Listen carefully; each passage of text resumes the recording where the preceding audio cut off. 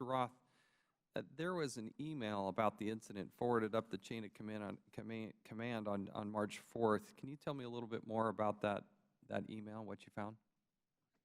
Certainly. What we had found was that, and let me get to the page in the report that has that.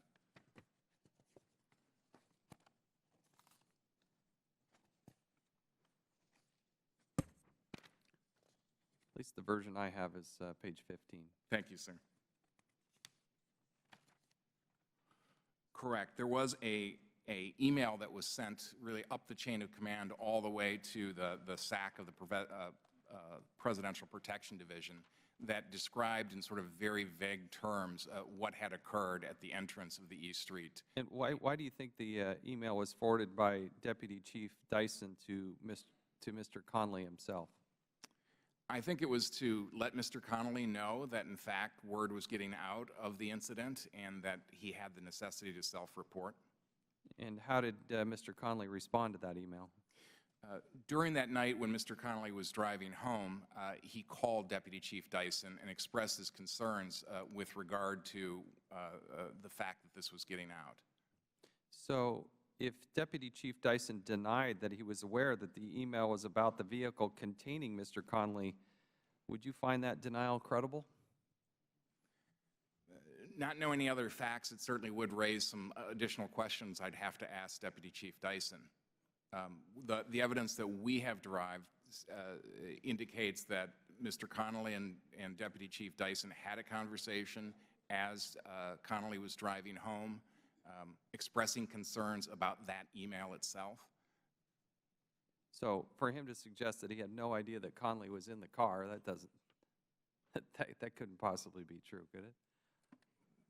Our interview of Deputy Chief Dyson, I believe he indicated that it sounded like Connolly was in the car as they were having that discussion.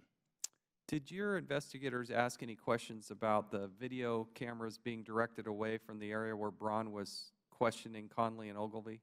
That was something that our whistleblowers and their concerns that the video cameras were actually moved away so that they could not see that interaction.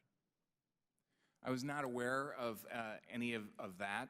What we did find with regard to the video preservation was, as you know, there's only a 72-hour preservation of the video unless it is somehow burned to a removable media. What we found in the course of our investigation was the actual, what I would call the barrel incident, Ogilvie driving and striking the barrel and moving the barrel out of the way was in fact burned onto removable media at the request of the Uniform Division folks who were on the scene and who wanted to figure out exactly how it was that that barrel was moved.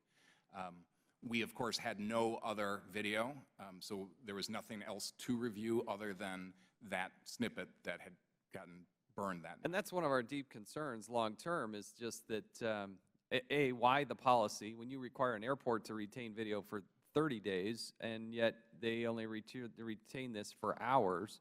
There were a couple different potential crimes going on. You did have two people that were trying to detain this woman from driving away. They claimed to be injured and assaulted. That video is not necessarily all captured from start to finish. The bungling of how we were going to apprehend this person who had left a potential bomb. Let me ask you, were there any officers in the JOC that night who outranked Braun? Do you know? That outranked Braun? Yeah. There was a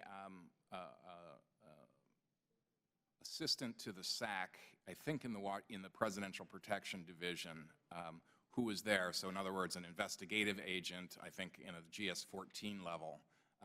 I'm assuming that outranks Braun, but I'm not 100% sure. One of the concerns is about when the Director Clancy knew. You know, this thing was evidently spreading like wildfire. There's emails, there's telephone discussions. There are people who are asking to have videotape preserved because they were upset and irate about what was going on. You had former agents, you had retired agents, you had a newspaper reporter, you had members of Congress, all heard about this before Director Clancy. Is that possible? Apparently that's what the facts show. So who's responsible? Where did it stop? Where did it not continue up the chain of command so that Director Clancy knew about it? Well, I think there are several points of failure. I mean, certainly one of the points of failure is with Connolly and Ogilvy, who had, according to Secret Service policy, a duty to report their own misconduct up the chain.